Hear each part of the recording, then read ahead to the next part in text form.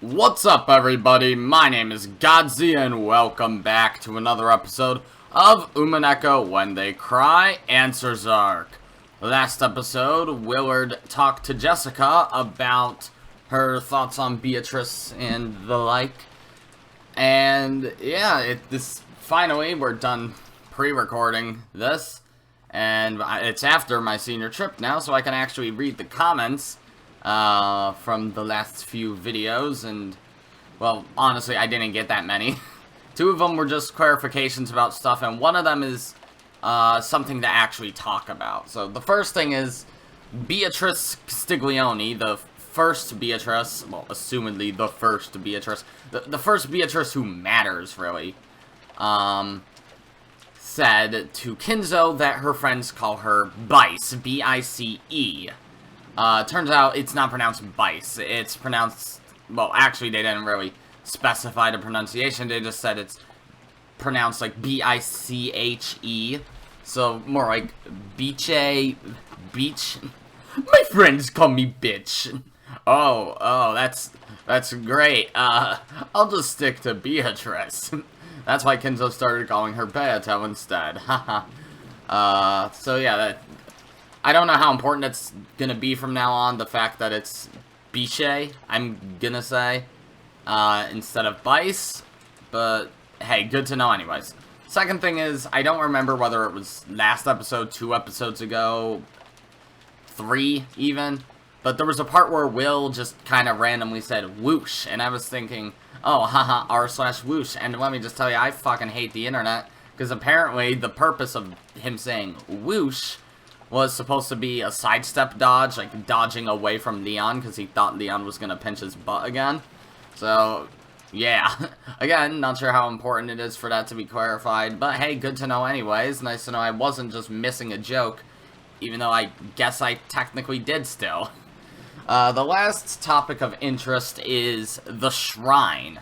So, 2 episodes ago was when Willard was talking to Maria, and I don't remember if Maria brought up the shrine, if Willard brought up the shrine, but the shrine was brought up. And, yeah, I think I probably said something along the lines of, I'm not sure how the shrine plays into all of this. I'm not sure what its relevance is. Not sure why the mirror should have been smashed. I was thinking it was to perpetuate the Beatrice story. However, I think I've come to a different conclusion at this point. I don't think the mirror was the culprit's main focus, because as far as we know, what happened was Shannon went there and smashed the mirror in Chapter 2 because Beatrice told her to, which, as we know now, her and Beatrice, as well as Canon, are all the same person. So, basically, she told herself to go smash the mirror, I guess. Well, it doesn't really matter which of the 3 smashed the mirror. All we know is, in Chapter 2, Shannon was told to smash the mirror. And the explanation among the family as to what happened to the shrine is that it was struck by lightning, which is conceivable, I guess, but I really doubt that happened. And again, I don't think the mirror was their main purpose in going to the shrine. Because if smashing the mirror and perpetuating the Beatrice story was Shannon, Canon, Beatrice's purpose in being at the shrine, then you'd think they also would have smashed Natsuhi's mirror. So, I think there's a greater purpose to the shrine. And I think it's a trial, a test, of the bomb that they use for the 10th Twilight. I think they tested out the bomb on that island, to see just how strong said bomb is, and it fucking obliterated the shrine, and they were just like, yes! This will work perfectly. So, yeah, then they use that for the 10th Twilight. I'm still not sure, like, as far as the bomb actually goes, I have 2 explanations for what the bomb is, or how it's in the story. First thing is, I don't remember if during the whole, like, 1960s part with, well, was it the 60s? I don't remember. No, it was World War II, so 1940s. The thing in 1944 with Kinzo and Beatrice, I don't know if they mentioned at all that the Italian submarine had any high-powered bombs on it, but if it did, then Shannon and Beatrice could have gotten those out of the sunken submarine, which is undoubtedly probably still on the island somewhere. Or, and this is a little more goofy, I think they could have just created a powerful-ass bomb, which I know might sound like it breaks the rules of the Nox Decalogue, with that one commandment or whatever that's just like, hard to understand scientific devices cannot be used, or something like that. Or unknown scientific devices cannot be used, but honestly, bombs aren't exactly an unknown scientific device, or a complicated one, so I don't think, oh, the culprit created a bomb, I don't think that violates the Nox Decalogue. It'd be different if they created something that, like, I don't know, shoots out a ton of fucking termites, which obliterates the island, and then they send out a bunch of fire ants, which obliterates the people who still are alive on the island. Like, that would be a complicated scientific device and definitely break the Decalogue, but just a bomb, no, it wouldn't. But either way, that's my explanation about the shrine. Shannon and Beatrice tested out the bomb for the 10th Twilight on the shrine, and went from there. So, let's get back into this now. Hello, Liane. So, did you figure out who killed Beatrice? Yeah, more or less. Really? You don't mean the head, do you? Bernkastel isn't asking about the two Beatrices involved with Kinzo. She's talking about who killed the Beatrice of 1986.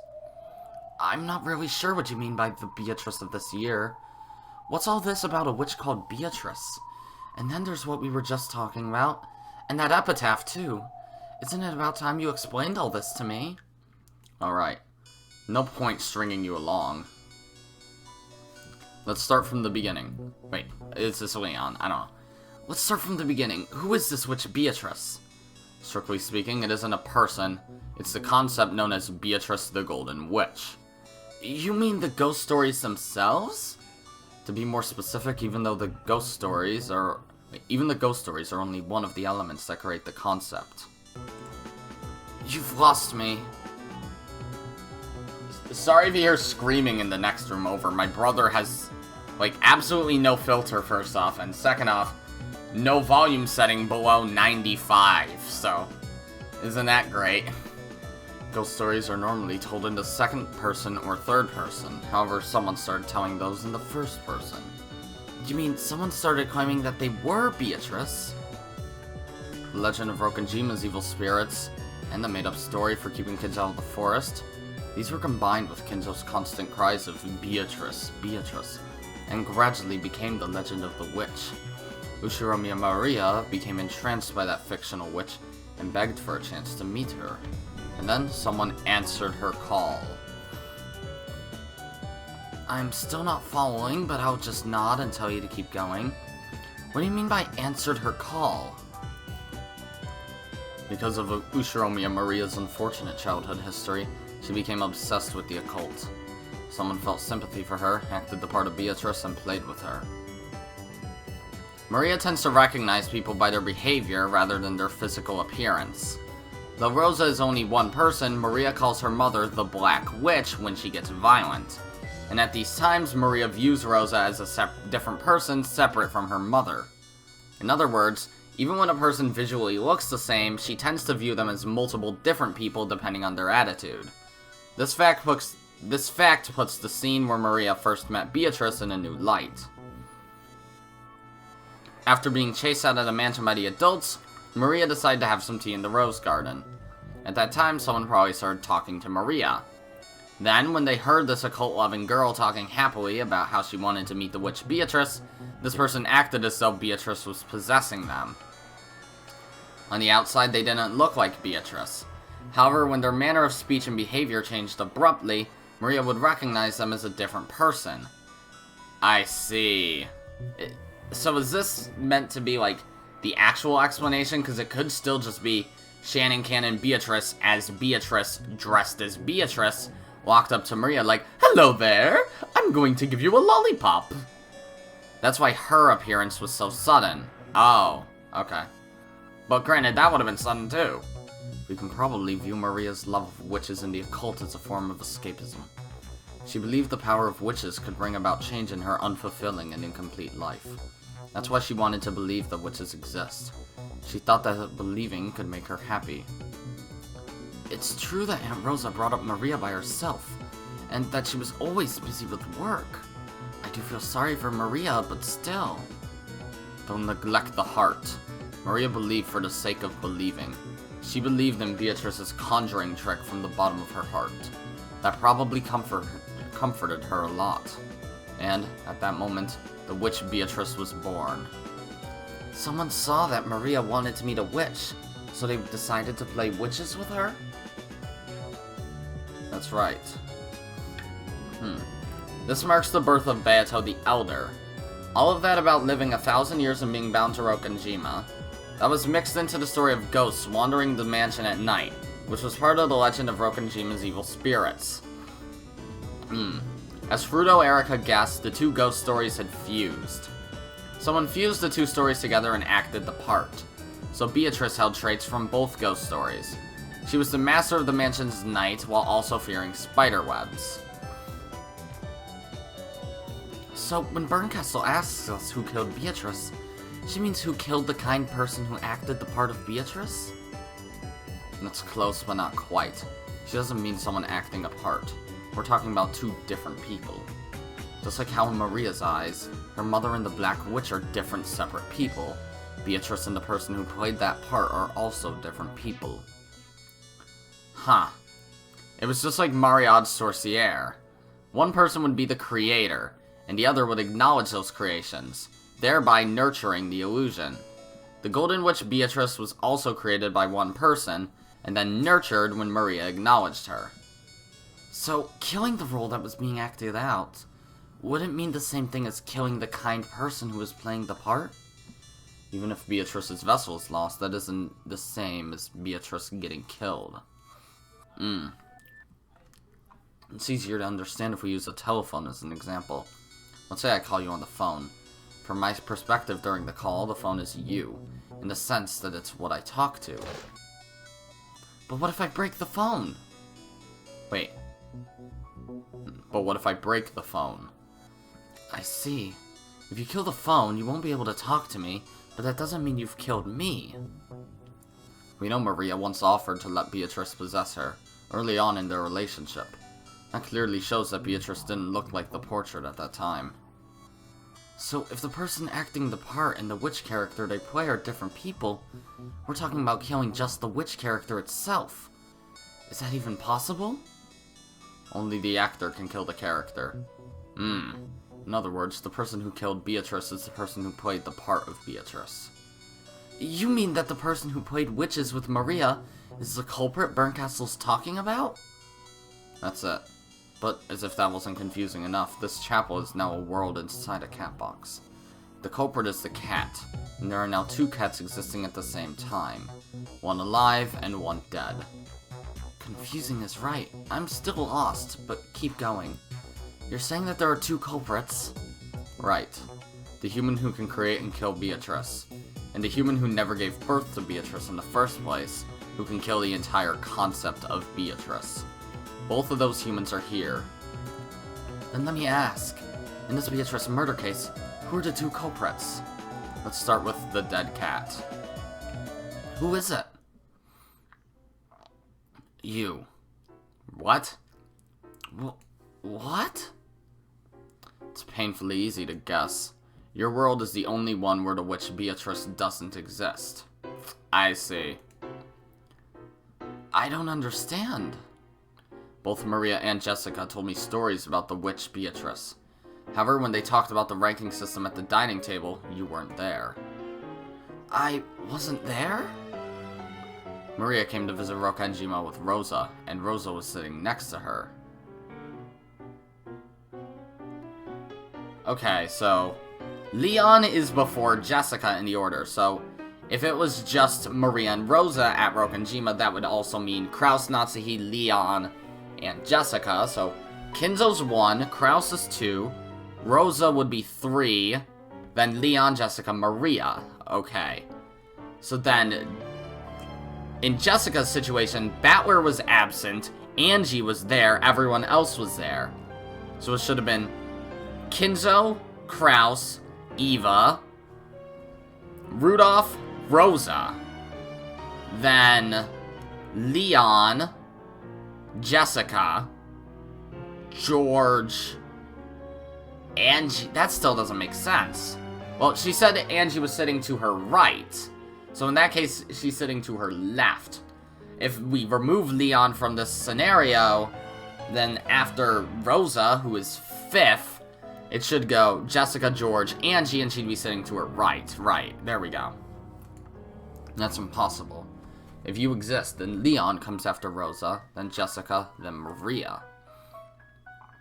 There should be 2 people between Rosa and Maria in rank. In that case, they should be sitting on opposite sides of the table and separated by 1 seat. In other words, in the world where Liane exists, it's impossible for Maria to be sitting next to Rosa. It was the same in Jessica's story. If you were added to the ranking system, then when looking down the table towards Kinzo's seat, you should be on the left side and Jessica should be on the right. After that comes George on the left side and Angie on the right. Jessica and Angie will be sitting next to each other whether you're there or not. However, which side of the table they're sitting on changes. In the world where Liane exists, Angie's seat is on Jessica's left. However, if Liane doesn't exist, then Angie's seat is on Jessica's right. Every time someone talked about the witch Beatrice of 1986, they were all talking about a world where you don't exist. And in your world, there are no ghost stories about a witch. To you, Beatrice is either Kinzo's mistress or his benefactor, not a wandering ghost. The head loved Beatrice deeply, did he not? I can't imagine why she would be made into a ghost story. Exactly. If you exist, the witch Beatrice doesn't. Your existence kills Beatrice. Are you saying I'm the culprit who killed Beatrice? That's just crazy. How can I be the culprit if I don't even understand her and have never met her? Flip it around. If you don't exist, Beatrice will be born. Flip it? Are you trying to say Beatrice and I are 2 sides of a coin? That's a good way to put it. That's it exactly.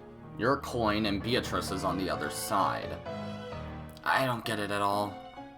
At first, I didn't get your existence either, but I formed a theory about you after hearing all this.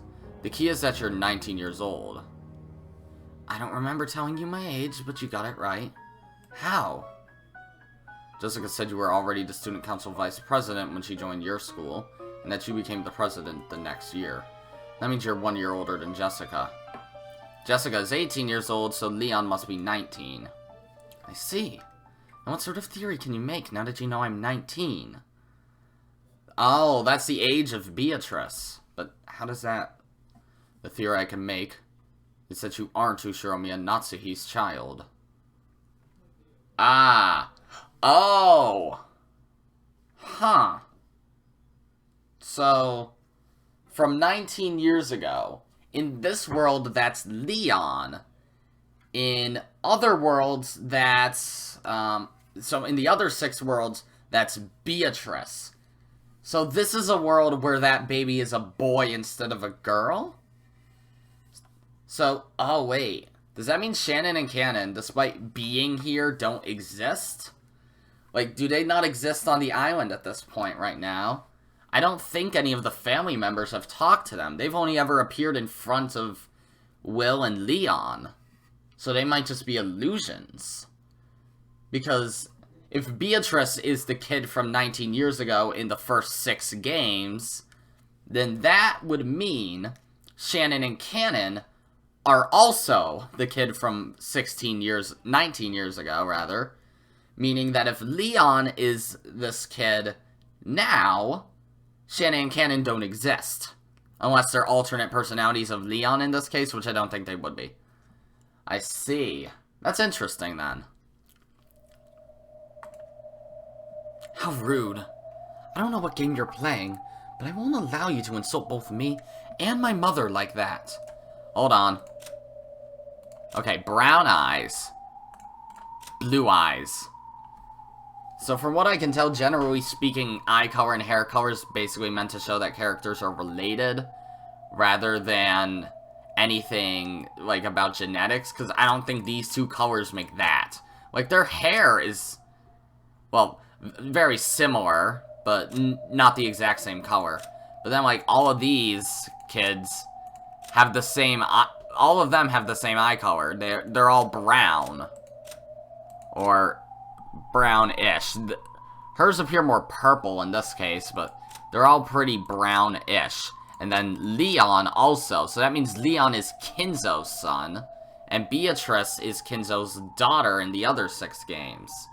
Which means Shannon and Cannon are too. Hold on.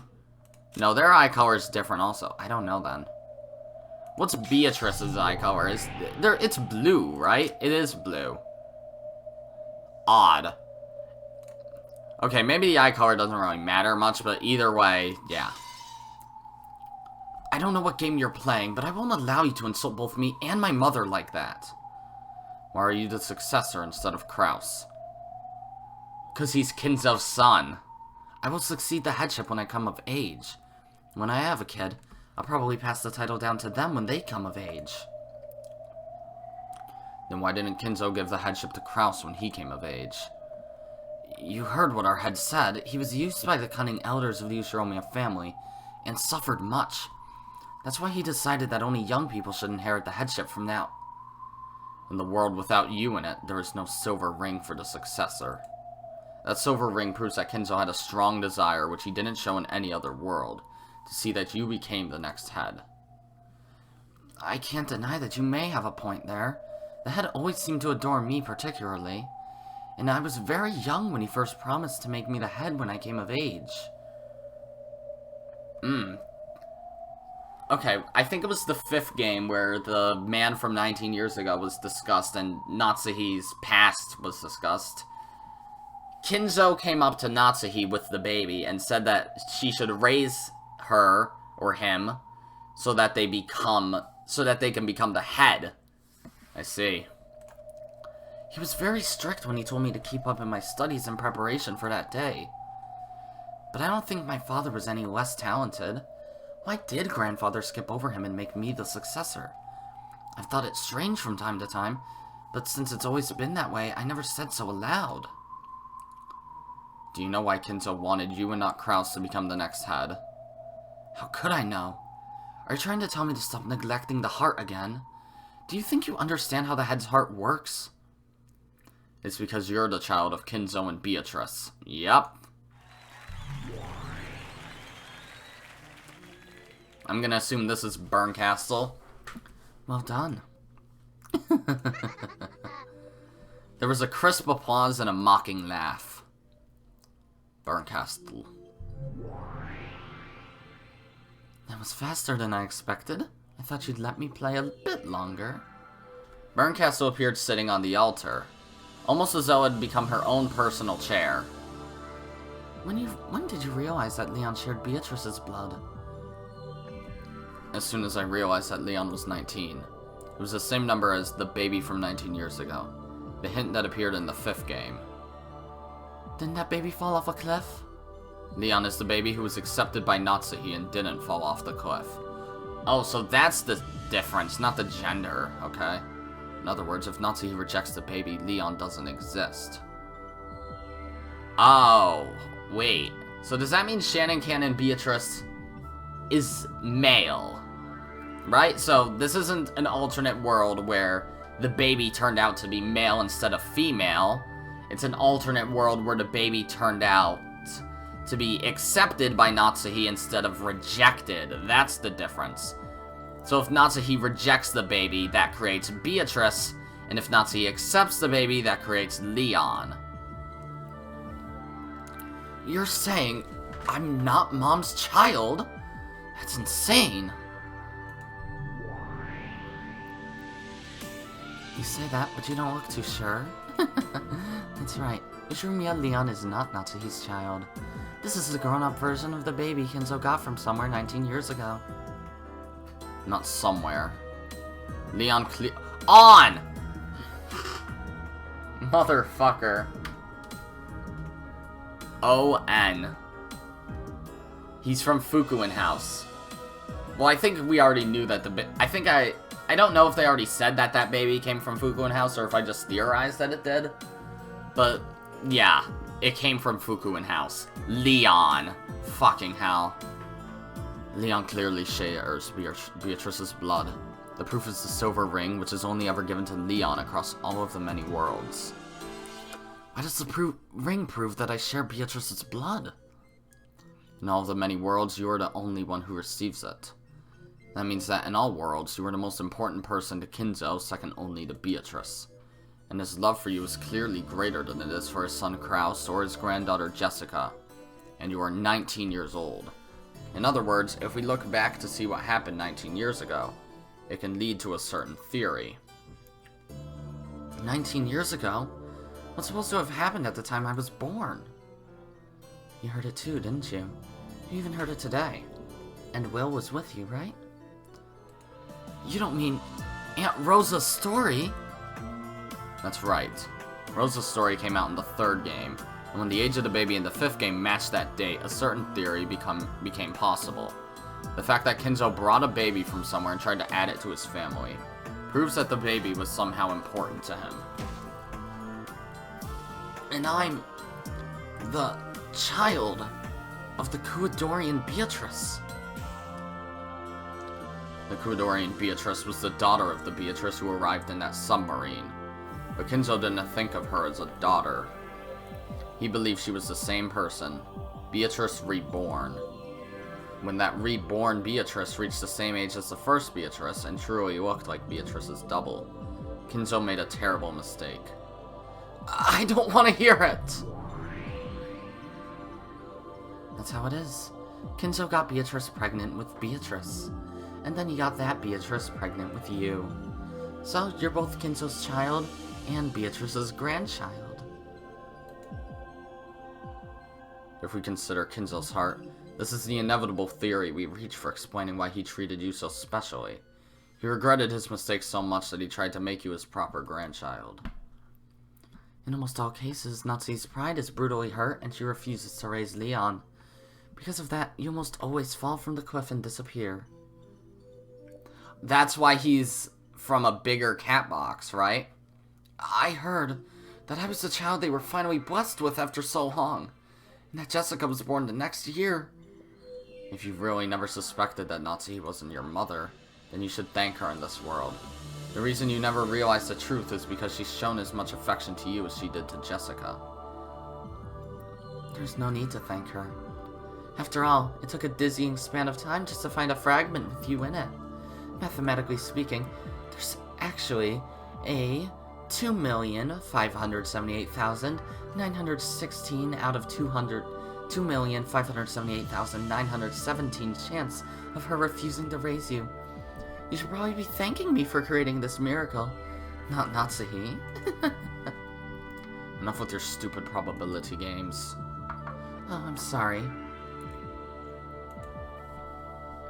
No matter whose blood you bear, that doesn't change the debt you owe to the family that's raised you. I realize that. Still, I would like some time to calm down and think things through. That is, if you refrain from ignoring my heart. Sure. Liane took a deep breath and looked upwards. Anyone would be shocked to find that their parents weren't who they believed them to be. Still, Liane should be grateful. Grateful towards the family that raised a child who wanted for nothing. It is pretty interesting. Hard to believe that the Golden Witch Beatrice might have lived such an ordinary life, even at such absurdly low probabilities. Isn't it? I think moments like this are hilarious. Will had said it plainly. Ushiromiya Liane is how the Golden Witch Beatrice appears in a different world. The baby Natsu rejected 19 years previous. If she'd accepted that child, this is the future that would have occurred. However, if she didn't accept that child, the witch will be born. The baby whose birth was not celebrated becomes a witch. Liane is the dead cat. However, Liane's existence has nothing to do with what you're interested in, the Rokenjima serial murders. In other words, Liane is the cat that disappears when you open the cat box. Exactly. Liane is just a disappearing cat. But this was pretty fun for a side trip, don't you think? You're the only one having fun. If I wasn't trapped here, I wouldn't even worry about reasoning this out. I think I know why I was chosen to be your partner in this strange detective game. It seems this Bernkastel witch enjoys toying with people's fates and sneering at them. Wow, incredible. It's rare for someone to understand me on the day we meet. Apparently, I become something that gets called a witch in another world, and apparently I'm the cause of some sort of crime. Is that my sin? It's no sin of yours. You are you. How things would be if the coin were flipped the other way isn't your problem. Thank you. Even so, I don't think anyone would be pleased to hear that they caused some sort of trouble in a world of a different fate. Please tell me, what do I do in that other world? Bernkastel. Should we show the fragments to this kid?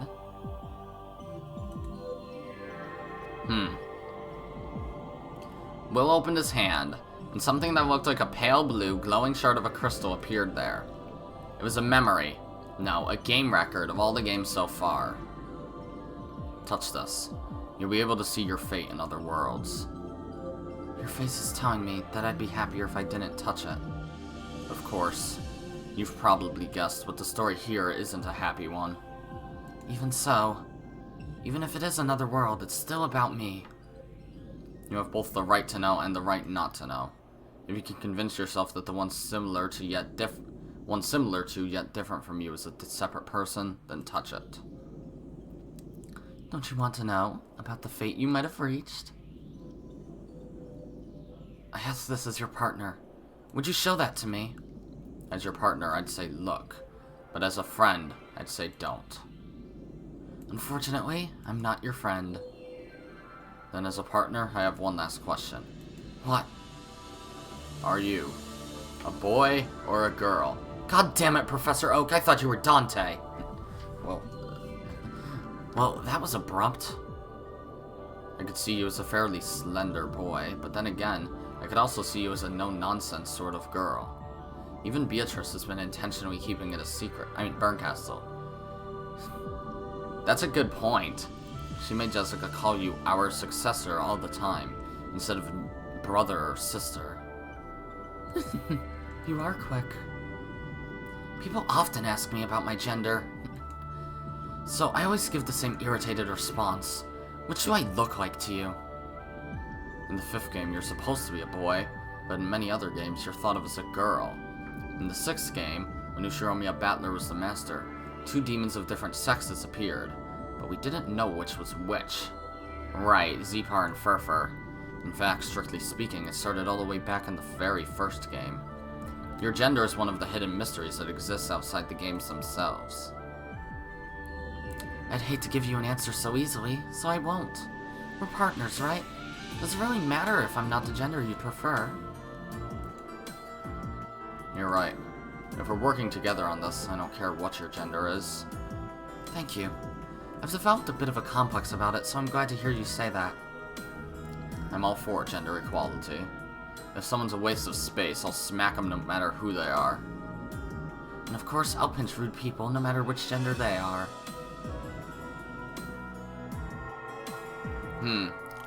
Slowly, Liane reached out and touched the fragment. I'm gonna continue referring to Liane as a he. I don't care if it's supposed to be a mystery. Liane is a very male name. Unless it's supposed to be Leon, which is still very male. Plus, he looks like a guy. Also, this refers to him... Oh, first child. Jessica's the second child. Fuck off. It doesn't even have a pronoun there. I thought it referred to them as... I thought it referred to Liane as their first son. But nope, child. Damn it. A moment later, Liane seemed to undergo a violent bout of dizziness, and silently slumped over like a puppet with its strings cut. It was no surprise. When people who don't understand parallel universes have many different fates jammed into their heads, they tend to feel like their brains are swelling and their sense of self is melting away. Liane seemed to have lost consciousness.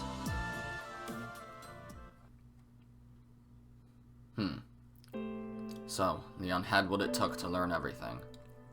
A perfect piece to be your partner, wouldn't you say? I'll continue my reasoning. I've talked about the dead cat. Very true. Next up is the living cat. The only one who can kill the Beatrice of 1986 is the one who created her. There are tons of hints. If you think about it, they've been coming since back when Beatrice was running the games. That's true. In the fourth game between Beatrice and Battler, Beatrice's origin became clear. At that point, I learned who Beatrice was and about that person's heart. What do you mean by heart? The motive.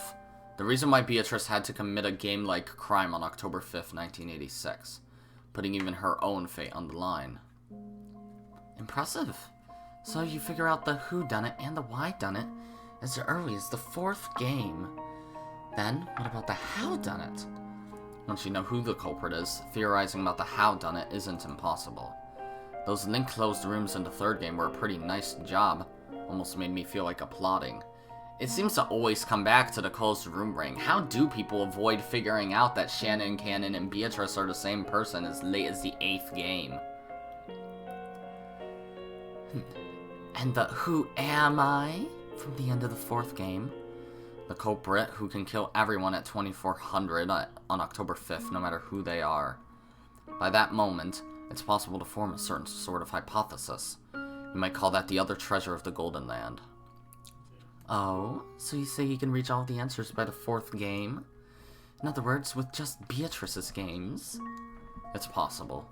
After that, Lambda Delta's game and Battler's game were filled with even more hints. As is this game of yours. Well now, why don't you stop stalling for time and just tell me? Who is the culprit?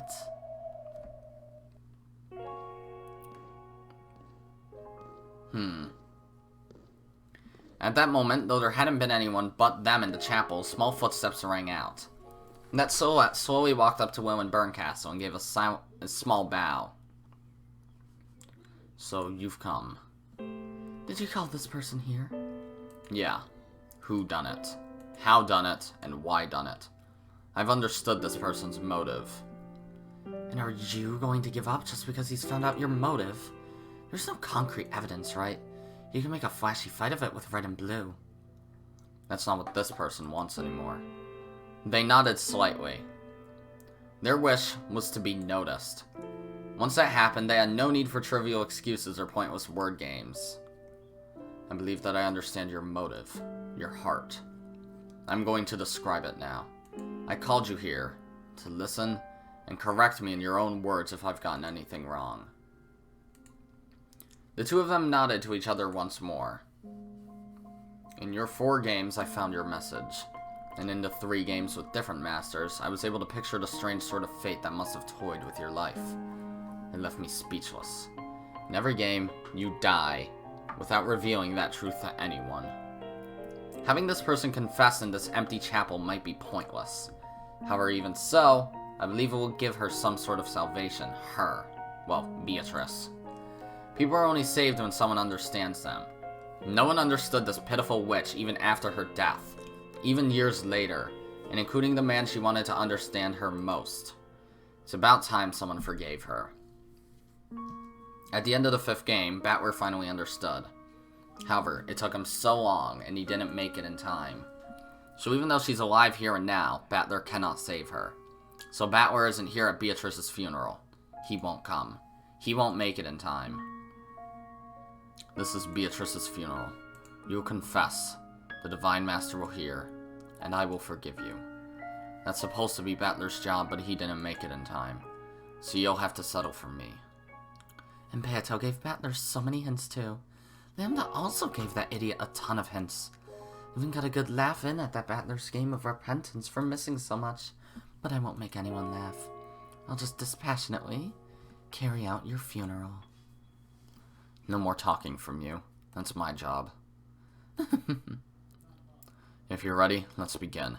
No one will rush you. Bernkastel is closed off time for eternity until your funeral ends. You have as much time as you need to prepare yourself emotionally. The silhouette slowly shook its head. It had come here because it was already prepared. Will nodded to show he understood. Then the two looked into Bernkastel's eyes. and Will spoke out clearly. This is the culprit.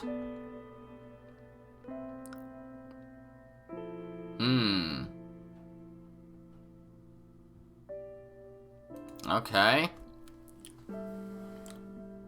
Huh. Oh, that's the end of another scene. Oh, a theater stage. I'm gonna keep going. Not sure for how long, though. Holy fuck, it's just a massive theater.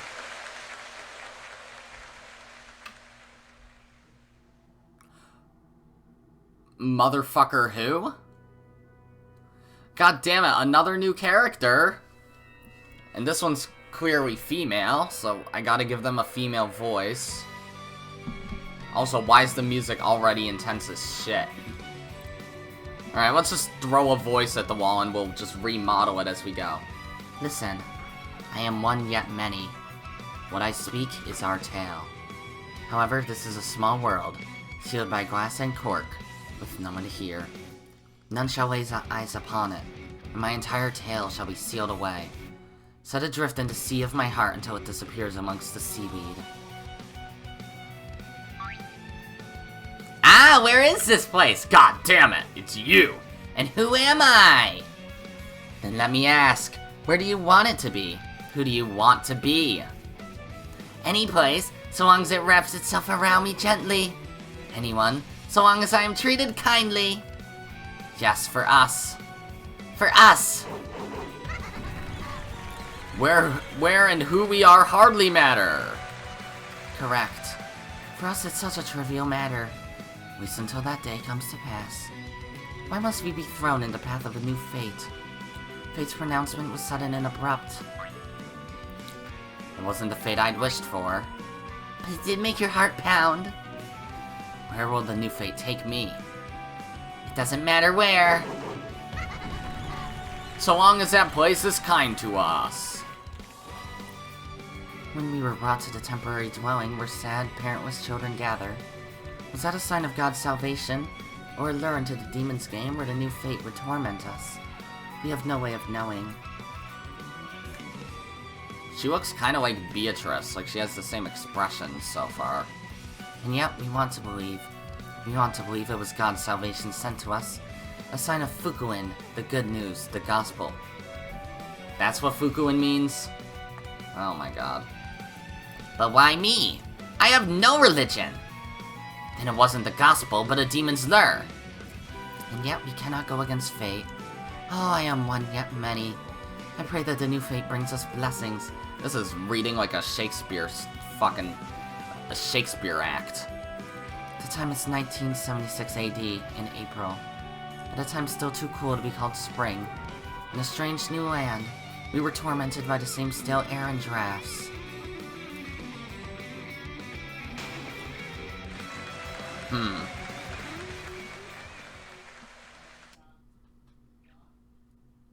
Oh, a book. Chapter 1, A New Life. Achievement unlocked, oh, I am one yet many. Oh boy.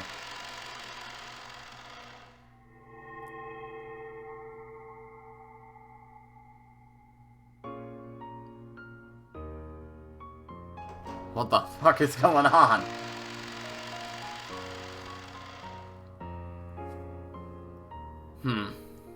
The empty wall, no portrait. Why no portrait? This must have been a while ago then. Those are the family rules. They may be strict, but I believe that the discipline you learn in this house will serve you well in the future. 3 quotation marks. Yes, madam. The servants who would start working this April all called out in unison. The rules of the Ushiromiya family are no more or less strict than those of the Fukuin house. Okay, so, are we finally gonna meet Lunan? Hold the fuck on. Was green hair Lunan? However, we get paid a lot of money here. They also give us a lot of help in finding our next job. We work for the Ushiromiya family, store up money, use their influence to get a job at a good company, and start on a new happy life. That was the dream, and it was a very realistic one, held by all of us at the Fukuin house. However, not everyone can become an Ushiromiya family servant. Only kids with a record of exemplary conduct and good grades are recommended. So all of the kids who want to be sure of leaving the Fukuin house to live a happy life are feverishly devoted to their studies. That's enough for today. Tomorrow you start early. Make sure the lights are all out at the appropriate time, that is all. Yes, madam. Thank you very much. After bowing until Natsuhi was no longer in sight, the new servants all followed the lead of one of the more experienced servants and raised their heads. Motherfucker! What the fuck? Oh my god. Hi, Lunan. Motherfucker. Lucifer, Luna. Are all the stakes of Purgatory servants? Okay, we're done for today. Starting tomorrow, you'll be following your shift schedule. The madam is very strict about time. If any of you sweep in, it'll be my responsibility. So if you do, I'll kick you awake. Got it? Of course, this experienced servant was one of the older girls from the Fukuin house. She's been here for 2 years, apparently. That's probably why all the other new servants who are older than me seem to know her well. That madam looks so strict. Dang, I'm tired. Giggle, giggle. By the way, who exactly is this kid? Have her eyes always been that color? No, they're red usually. Where's Lucifer? There she is. Interesting, they changed the eye color. By the way, who exactly is this kid? Why were you chosen to be a servant? The older servant pointed at me and asked the room at large, a dubious look on her face. It's no surprise, really. Most of us become servants when we graduate middle school or high school. But I'm just starting elementary school. Oh, wow. The others will be working as servants every day of the week, according to their standard shift schedule. However, on weekdays, I was going to go to the elementary school on Nijima with Milady. Only working on weekends and when I had free time. Okay. It was an exception among exceptions, something that had never happened before. It was clear at a glance that the others, who had obtained their positions after a rigorous selection process, didn't like the fact that I was here too. Okay, so this must be Shannon. Both Madam and Genji have told me that you were to put your studies first. Oh, this must be why Shannon, Canon, Beatrice views the stakes as these 7? So I'm assuming it's not just Lucifer here. It's gotta be the other 6 too. But you're still getting paid. Doesn't make any sense. If you're going to talk behind someone's back, at least do it behind them. She didn't even try to hide her discontent. Is this kid really that smart? A child prodigy or something? Yup, it is all of them. I've never heard anything about that. Well, that kid supposedly gets sick easily, and is kept isolated most of the time. Told her outsider to the rest of us, even back at the house. Now that you're here, you're part of the collective responsibility system. If you screw up, it's the same as everyone from the Fukuin house screwing up. Make sure you don't, okay? I nodded weakly. I'd never been threatened by someone this much older than me, and I was very frightened. Don't worry, I'll be there with you. Let's give it our all together, okay? Wait, this isn't what the fuck? Shannon smiled at me as she spoke. So is this canon, then? Isn't Shannon scared too? This house looks pretty strict. Nah, there's nothing scary about it. You just thought it was scary, so it got scary. Then if I thought it was fun, would it get fun? Yeah, it would. So here too, let's give it our all with a smile. Shannon was my only friend in the Fukuin house. She was confident and popular. The complete opposite of me. I was embarrassingly dull-witted, and no one wanted to be my friend. I would never have made it through those days in the Fukuin house had it not been for her encouragement. So I would probably make it through here too, with her by my side. Well, isn't it about time we got ready for bed?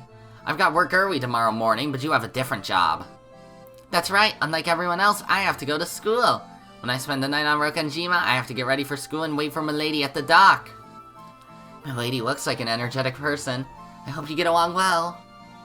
Do you think I will? I'm so scared of school, so nervous. Yeah, these are Beatrice's expressions. Should I give her Beatrice's voice, then? I don't know. I had grown used to life in the Fukuin house. so the more relaxed rules at school made life easy. But until I grew used to it, everything was new and everything made me nervous.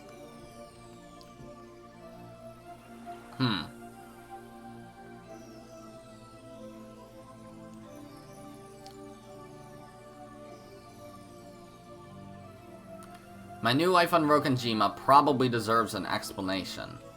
It was completely different from the comfortable yet stagnant life I'd lived at the Fukuen house. In addition to the time I spent as a servant to the Ushiromiya family on Rokonjima, I also traveled to the elementary school in Nijima on school days, Beep Boop. It was the start of a time that was both rushed and busy, with hardly a moment to relax. Unlike the time I spent at the Fukuen house, I didn't get to sleep in the same bed every day. Half of the week, I slept in the servant waiting room in the Rokonjima mansion. I would return from school with Milady, go to the mansion, and work there as a servant. I would then stay the night and go to school with Milady again the next day. Oh wow, place looks very different. Oh, this is a different building.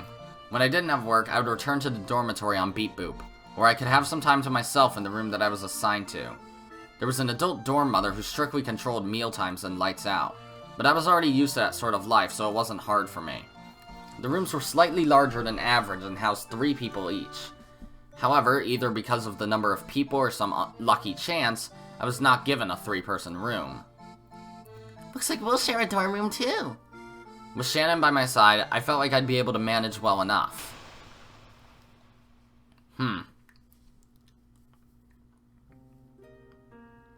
Correct. Every year, new servants came from the Fukuen house, replacing some of the old ones. It was something Father worked out with the house all on his own. The rest of us weren't allowed to meddle. And after all, our family would strictly discipline these children without families and support them on their path to adulthood, which I always viewed as the rich Ushiromiya family fulfilling its obligations to society. What sort of kids came to serve the Ushiromiya family? I'm sure they were serious, cute kids of irreproachable conduct. It seemed to me that there were a lot of glaring hyenas among them. Let us say they had high ambitions. They were pitiable children without families. All were determined to use this rare opportunity to launch their careers, so that they could take control of their lives. Did all of them have to balance school and servant work? That must be tough. You wouldn't be able to get much work done. Before that child, there were no cases of a servant going to school while they worked. To be honest, I was fairly surprised when that kid first came to greet me. So obviously young. The others were all around 16 or 18 years old, but that kid alone looked 10 years younger. That one extraordinarily young servant came to the family mainly for experience, so much was expected of that child's ability as a servant. Indeed. You certainly couldn't rely on that kid as much as you could an adult, seasoned veteran servant. To think that we would accept a child who hadn't even started school. No knowledge of housework, no practical experience, not even finished with mandatory education. I don't know what Father was thinking, but I always thought there was something clearly odd about it. I spoke to Father about it.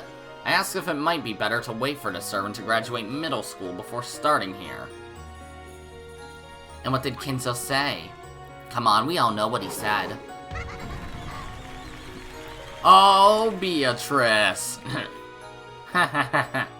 By that time, he was already a complete shut-in inside his study, obsessed with the occult.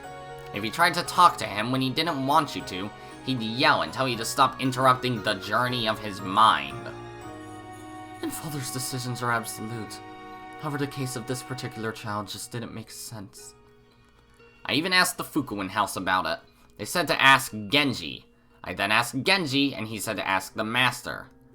And then you asked the master, and he said Beatrice! No one knows the truth. Jessica was the only child on the island. The servants would often play with my daughter, but she wanted a friend of her own age. Someone she could play with at home as well as at school. I began to think that Father employed the servant out of pity for Jessica. But if that were the case, why wouldn't he talk to us about it beforehand? We should be the ones to decide which friends are suitable for our daughter. Well, that's old. Scary! Natsu must have really hated taking her kid out in public. Of course. All she would do is, talk. What a poor little soul talking. God damn you!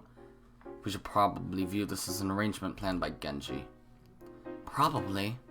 Genji knew that the me in this world carried grandfather's blood, so he probably arranged for that me to be summoned to Rokenjima. Are you feeling okay now? It was a really big shock, that's all. I just feel a bit dizzy now. In this world, you're the successor. But if we move to a different world, you're a servant, or maybe a witch. You do have a troubled fate. No kidding. I don't regret learning about it, but if I could forget it now, I would. Isn't it interesting? Even though you're a servant, you're actually an illegitimate child of the head. Isn't that romantic? Like some fairy tale? Romantic? Considering how Mom must have felt, I'm not sure what to think. True. In Natsuhi's eyes, the Liane of this world is nothing more than the baby she hated and was forced to raise. And in this world, she rejected that child. Natsuhi must adore her natural child, Jessica, a bunch more. A baby that doesn't share your blood is nothing more than a dirty, lukewarm sack of filth. Have some decency. Next time I'll be the one pinching your butt. Thank you, Will. I think I understand, more or less. That's exactly why I need to be grateful to my mother. She's raised me fairly all these years. Though at a probability so low, it'd take a miracle to happen. Animals are always brutal towards children that don't carry their blood. Lions do that too, don't they? We can probably sketch out Genji's line of thinking. The Liane of this world is a true blood-related member of the Ushiromiya family. He must have wanted to let that child live on Rokenjima somehow. However, it wasn't as though he could just suddenly show up with Liane and tell everyone who this was. Yeah. Maybe he wanted me to live on the island until I was used to it, and then reveal everything when the chance presented itself. However, the Liane of this world was not given special treatment. The silver ring doesn't actually exist. I wonder if that means grandfather never heard about me. That might mean that Genji never found a good opportunity to reveal the truth.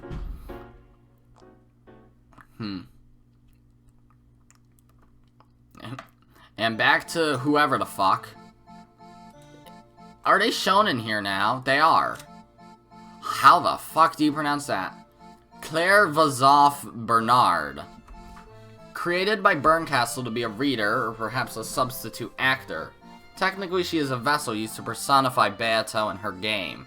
I see, that's why she looks like her. Therefore, she has no personality of her own.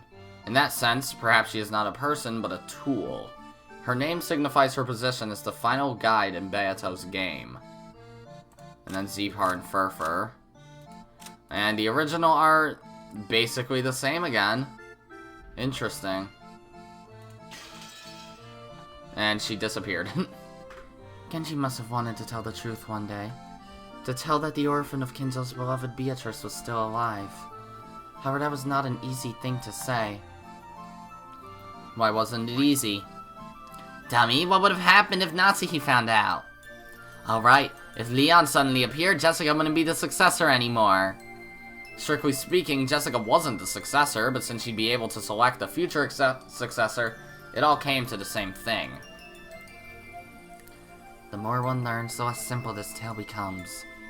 There were some who celebrated my birth, and some who did not. Genji could only wait in silence for the proper day to reveal it all. Was it a tale hidden only within Genji's heart? Liane and Kinzo and Natsuhi and Kraus and Jessica and everyone else. None of them do this tale. Thus the curtain slowly rise on this curious tale in the year 1976. Oh, I am one yet many. Why must fate abandon us and continue on its merry way? People only found the young servant strange for the first month. Natsuhi and Kraus's protests came to naught. After all, there was no actual harm in it. So why not indulge Kinzo's whim? Eventually, everyone grew accustomed and began to accept a slightly abnormal everyday life. However, it was not so for the other Fukuin servants, who were always close by and who believed that everyone should be treated equally. Their small bits of discontent over my special treatment began to accumulate as time went on.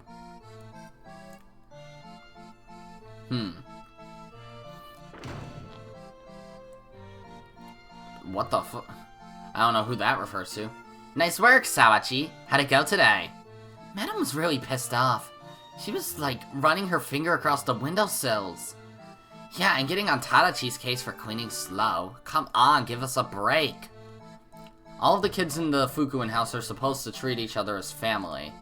Because of this, everyone hides their original names and uses their new blessed names. Maybe because the, I guess, on character is in the word Fukuen. That character is almost always combined with at least one character from the child's original name to make their new name. Still, just giving a person a new name doesn't mean they'll accept it so easily.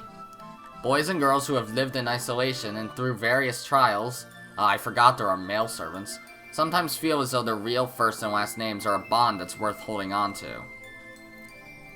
So most of the Fukuen children hate their on names, calling each other by nicknames based on their original names. Of course, it's only done privately. When in the presence of the house director or other important people, only the blessed names are used. On the job, the blessed names are used. And off the job, informal nicknames are used. Everyone's very used to living with two names like this, so they're all comfortable with how the system works. Ooh, you stink. Go take a shower. Dang, why is it so cramped in here? Can't they get a bigger dorm if they have that huge mansion? Hey, Garashi! Why is Yasu the only one who isn't in a 3-person room? By Yasu, they probably mean me. Oh, okay. I can't remember my parents at all, since they were gone as far back as my memory goes, but I was given the last name Yasuda. I see. And apparently my nickname comes from that. How should I know? Genji's the one who decides the rooms. I don't like it either. Yeah, seriously. Wouldn't it normally go 2 and 2? I mean, who exactly is Yasu anyway? Looks like that kid's job is going to school with Milady or something. So what, is being a school friend a profession now? Doesn't make any sense. Of course, on days when I am given work, I return to the mansion right after school and work alongside all the others. I help out with caring for the garden and cleaning up the mansion. I can't do any jobs on my own, so I'm always just helping out. Maybe because I'm young, the adult servants are always kind to me. My fellow Fukuen servants don't seem too happy about that, though. Don't you think Kumasawa's obviously soft on Yasu? It's like she's mistaken Yasu for her own grandchild or something. In a way, Leviathan, or Lenin, I guess. And why on earth does that kid get paid the same as the rest of us? I don't get it. Is it just these three? Where are the other 4? I realize that you have school to worry about, but don't forget that you're a servant too, okay? You need to stop being a helper and learn to do work by yourself like the rest of us. We're going to let you take it easy forever, okay? Are these guys in here at all? 7 Sisters of Purgatory, click back. Are they in there? Doubt. No. I've been trying my best. However, I'm not very strong yet, so I can't carry heavy things. I can't carry a lot of things either. I can't fold clothes right, and I'm not good at using a dustpan. I just can't do it as well as everyone else. As my face turned red, I spotted Shannon, who was watching from the sidelines and not joining in. Shannon is my only ally. Yeah, this is confusing, though. This Yasu person, I guess, is supposed to be the kid from 19 years ago, but Shannon is a separate person. Or is she? She might not be. Or maybe she was a real separate person at one point, who then died somehow, and then, like, was the spark for this Yasu person to have Shannon as an alternate personality, and maybe the same goes for Canon? Shannon is my only ally. Unlike me, she can do everything well. However, she'll never pamper me. She'll show me how things are done, but she'll never steal my jobs from me. She really is incredible. I really want to be like Shannon as soon as I can. Yep, I'm probably right then. She never talks behind people's backs, and no one talks behind her back. She's kind, and she gets along with everyone. I want to be like her, and she's always kindly watching over my efforts to become like her.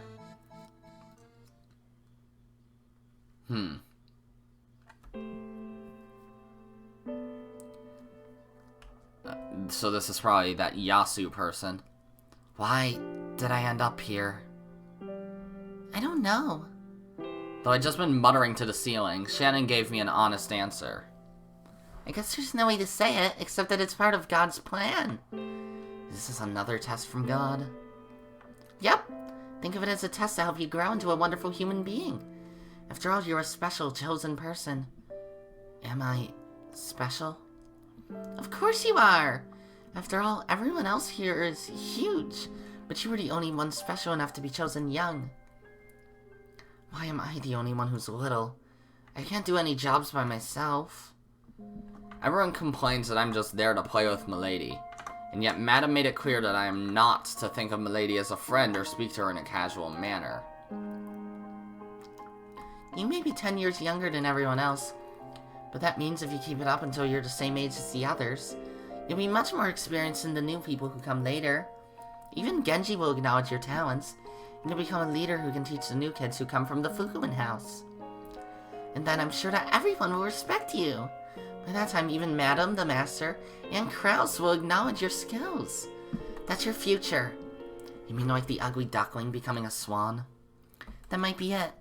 After all, it was very unusual for you to be chosen as an Ushiromiya family servant. In fact, that rumor might be true, and you might be the secret child of someone in the Ushiromiya family. Shannon laughed, saying, wouldn't that be cool, and then you'd be super rich, too. But that didn't seem quite right to me. After all, if that was the case, why have I had to live all alone, here in the Fukuin house? Shannon and people like the house director are the only ones who will play with me. I don't have any other friends to play with, and I've spent all my time by myself in my isolated room. Maybe it's because I'm frail and always sleep a lot, but it has been lonely. Didn't they say Angie and George were also super frail as kids? I mean, Angie wouldn't be alive in 1976, I don't think. Oh, hello, Genji. Hey, Genji! Exactly how much did you know? You never talk about anything, but you've known everything since the beginning, haven't you? 19 years ago, you heard from Natsu that a servant had fallen from a cliff holding a baby. You went to the bottom of that cliff and realized that the baby was still alive, didn't you? I was not qualified to determine whether it was alive or dead. Then who was? The doctor, of course. What do you say, Dr. Nanjo? Oh, I'm falling! Ow! Where am I, a theater? Are you certain? Is it alright for me to speak? If you are willing to tell the story yourself, then I ask it of you. Very well.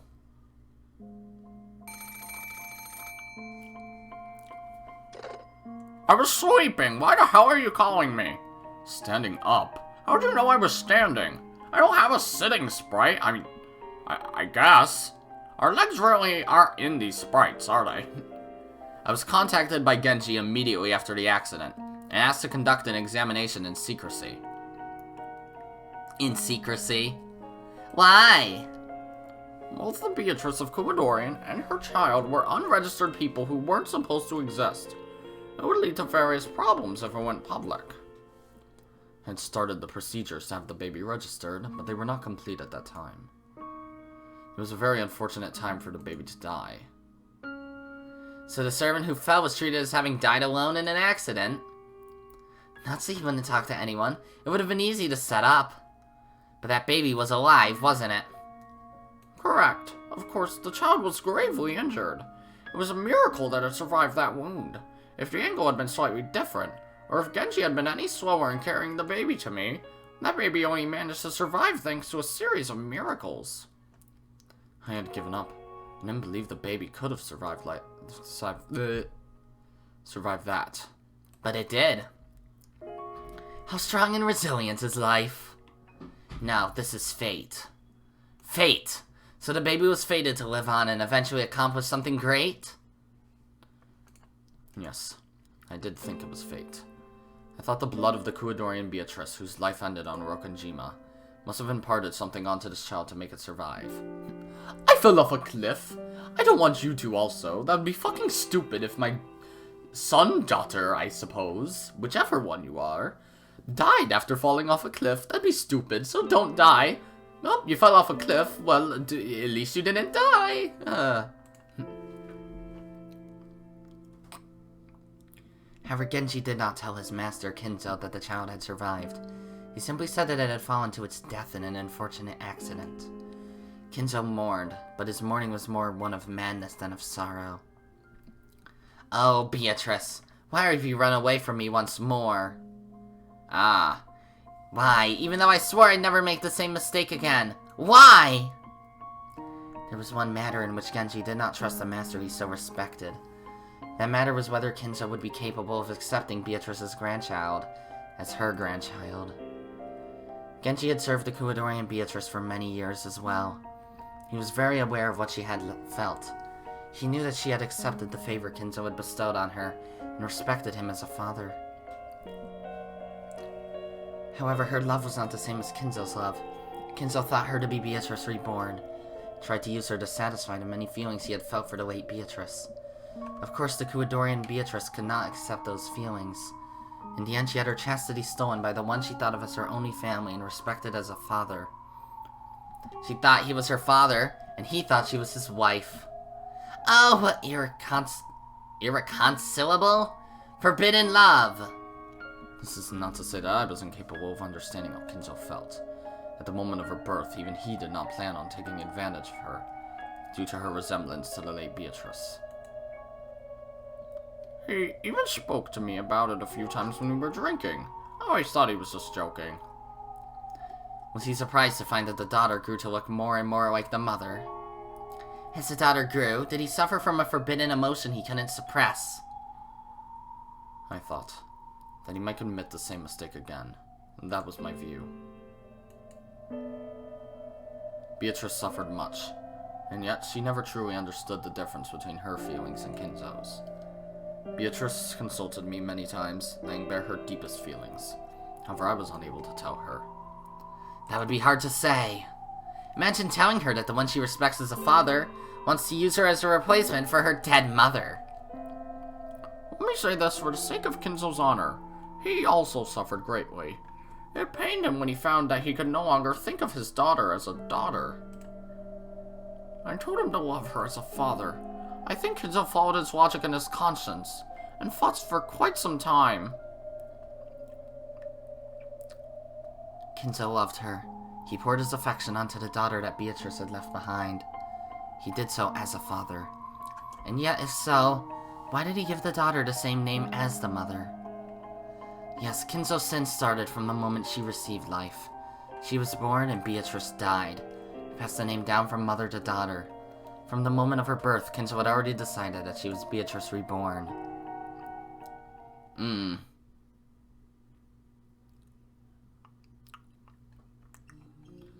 So, then we get Liane.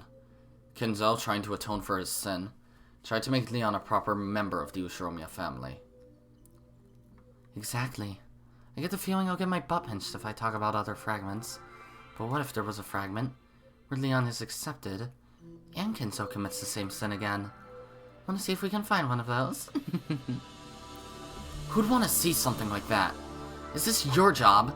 Mixing up the worst possible delusions and possibilities for every part of a person's life, and sneering at them? Unfortunately, that's the sort of demon she is. How rude, I'm a witch. Genji foresaw the worst of all possible futures, and trying to secure a better future, he intentionally lied about the baby being dead. Right. Kinzo was a man so impulsive he used his own daughter. Genji, who knew Beatrice's feelings and felt sympathy for her, couldn't trust Kinzo so easily. Even Genji, Kinzo's most devoted servant. Genji draws a clear line between the professional and the personal. When he served Kinzo faithfully, he also felt that the mistake Kinzo had made with his daughter was not one to be forgiven easily. Could be. And to make sure that Liane wouldn't be found out easily, Genji lied about the kid's age, lowering it by 3 years. That's a good point. In this world, I'm just entering elementary school in 1976. I was actually supposed to become a 4th year then. If your frailness wasn't the reason, then Genji must have been careful to disguise the year of your birth. Not only Kinzo, but also Natsuhi wouldn't easily forget the baby from 19 years ago. If a suspiciously young servant of that age came to the island, Natsuhi's woman's intuition would definitely have picked up on it. Had the child been too sick to go to school for 3 years, Or had the age been faked so that Nazi wouldn't figure everything out? You're right. We know that your age has been lowered by 3 in this world. Correct. The age of this world's Liane has been altered by 3. This is a small, feeble kid we're talking about. An underdeveloped kid. Would have been more possible to pull off than you'd think.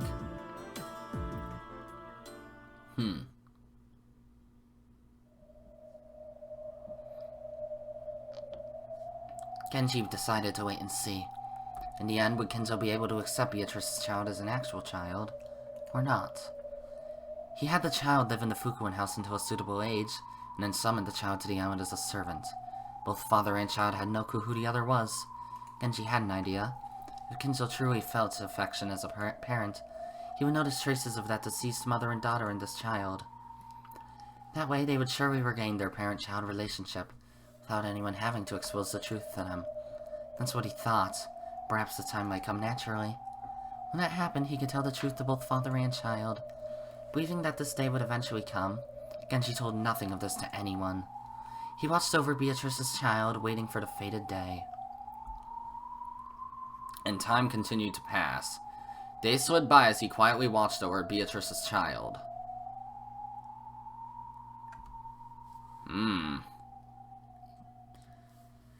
That's interesting. This Clair person is something. I'm not sure if my voice really suits her. Please tell me in the comments if it does or not. Okay. Oh, I see. So this is just gonna go through this for the rest of this, I suppose? The rest of this, chapter, episode, game? And there's Satan again, or Sanin? Yeah, whatever.